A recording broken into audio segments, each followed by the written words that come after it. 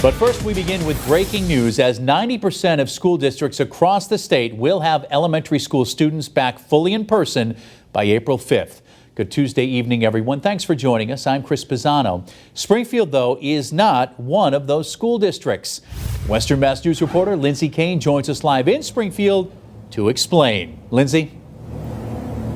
Chris, Springfield public elementary schools are in that small percentage of districts who are not expected to be fully in person in just a few weeks. The Department of Elementary and Secondary Education tells Western Mass News Springfield elementary schools will be in a hybrid learning model by April 5th and back fully in person by May 3rd. DESE says all elementary school students across the state will be back in school fully in person by that May 3rd date. But 90% of them will be fully in person by April 5th. This comes after Commissioner Jeffrey Riley mandated districts to return to a traditional school day by April 5th. But school districts currently in a fully remote learning model were allowed to apply for a waiver to push back their full reopening date. The city of Springfield's waiver was approved by DESE. A total of 74 requests for waivers were sent into DESE. 58 have been approved and 6 were denied. The remaining requests are still being reviewed. Of the 58 waiver requests approved, 32 were districts that have been in a fully remote model like Springfield. 26 of the approved waivers were in districts where 5th grade is considered middle school. The city of East Hampton is one of those districts that was approved to delay the 5th grade return only. East Hampton Mayor Nicole LaChapelle tells me they also sent in a waiver to push the kindergarten through 4th grade full in-person return back, but that request was just denied by the state. We've reached out to the Springfield public school systems, but are still waiting to hear back. Live in Springfield, Lindsay Kane, Western Mass News. Lindsay, thank you for that live report. A Colorado community is grieving today following a massacre at a supermarket in Boulder that left 10 people dead. Police say 21-year-old Ahmad Al-Aliwi Alisa opened fire in a King Soopers grocery store yesterday afternoon. One of those killed was 51-year-old police officer Eric Talley. Authorities have filed first-degree murder charges against the suspect, whose motive is still unclear. President Joe Biden now making an urgent appeal for federal gun reform. That mass shooting is striking nerves around the country, especially in the police community. Here in Massachusetts, this news comes amid efforts that are underway to recruit more officers. Western Mass News reporter Sarah Gurnelli is live with the details. Sarah? Chris, well, you know, officers have to take a state test before going into the academy, and now Springfield Police Department, they say those numbers who have been signing up to get the test have been dropping. 10 people were killed when a gunman opened fire in a Colorado grocery store on Monday. One of those people, a brave police officer, Eric Talley. He was one of the first to respond to the scene. The Boulder police chief hailing him a hero for his swift action, trying to save people inside the store. He didn't have to go into policing. He had a profession before this, but he felt a higher calling, and he was willing to die to protect others. And that gets lost in translation. The shooting comes as Massachusetts is gearing up to hold their civil service exam for those who want to become a police officer. It happens every 2 years. Ryan Walsh from the Springfield Police Department tells Western Mass News, becoming a police officer isn't a job, it's a passion for many who serve and protect. Policing is a dangerous profession, and it's one of those professions that in this day and age, every move gets scrutinized. If you make one misstep, your name might be in the paper, and you almost have to be perfect at all times. So there's a lot of that hanging over people's heads. Walsh says the department usually takes about 35 or so new police officers.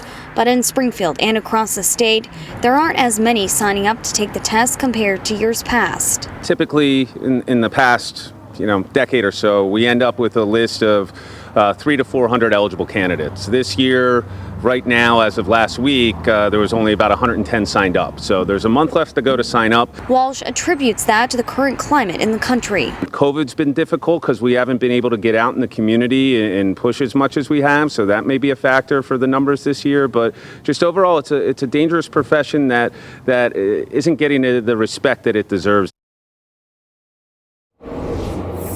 And Walsh says the numbers of applicants, people signing up to take the test, have doubled in the last week or so, and he's hopeful more people will sign up to become a potential police officer.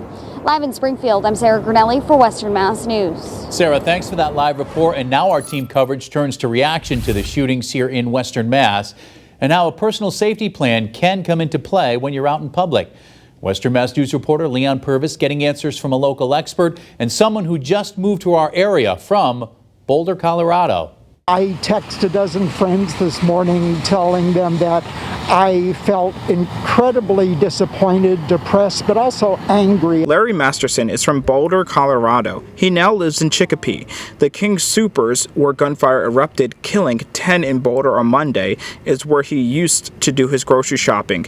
He shared his shock with Western Mass News, and he says it's proof that gun violence can happen anywhere, and people should be prepared. Rapid fire automatic weapons are totally different than a fire that is slow burning. So you need to have rapid egress. I'd hate to think it could happen here. Jane Peters, also from Chicopee, tells Western Mass News she could not imagine an active shooter situation in her community, but she would be quick to react if it did. I'd look for a low place to tuck under, I guess, or to see, what made sense.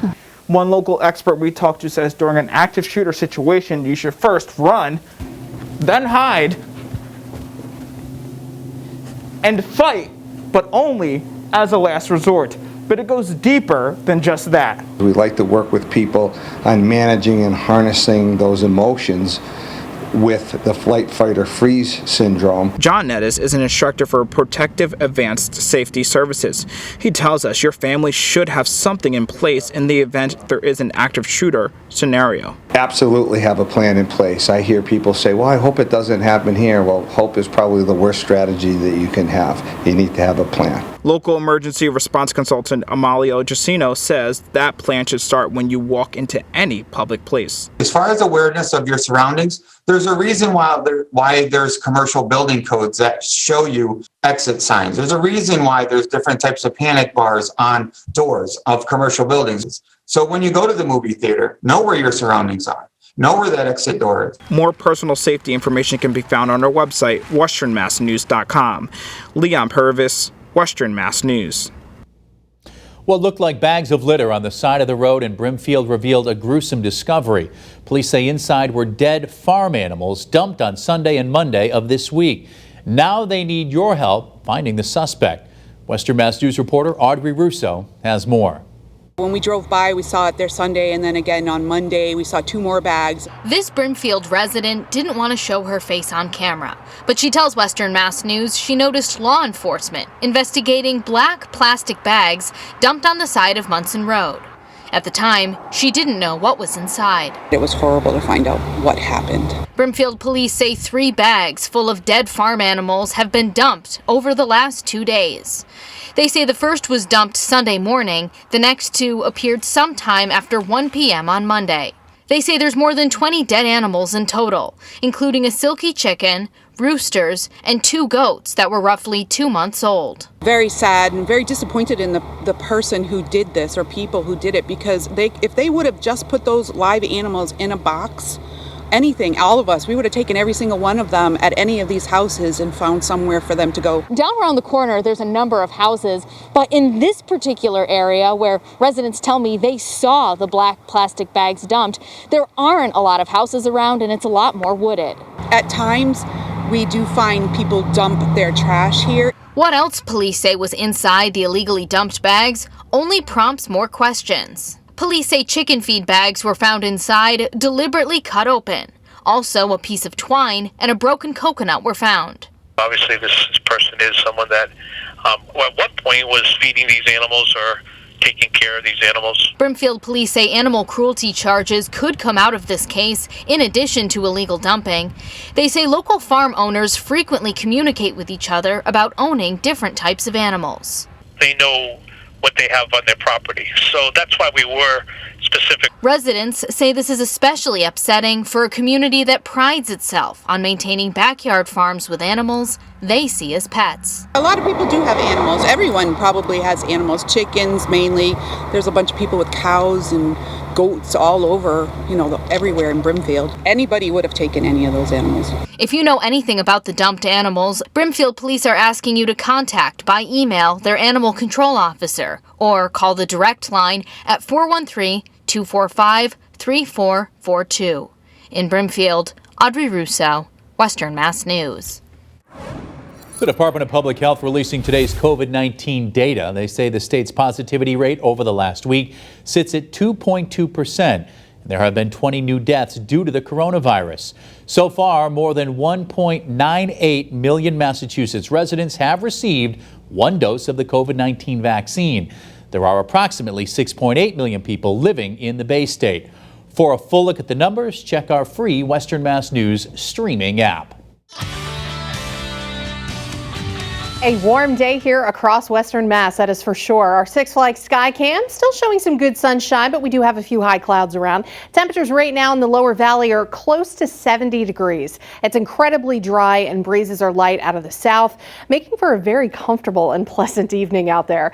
Now we are starting to see temperatures dip down toward the lower 60s in Holyoke, mid 60s in Greenfield, a few low 60s through Pittsfield and Blandford as well. So everyone will be cooling off steadily early on, and then those temperatures not going to fall nearly as low tonight due to more cloud cover.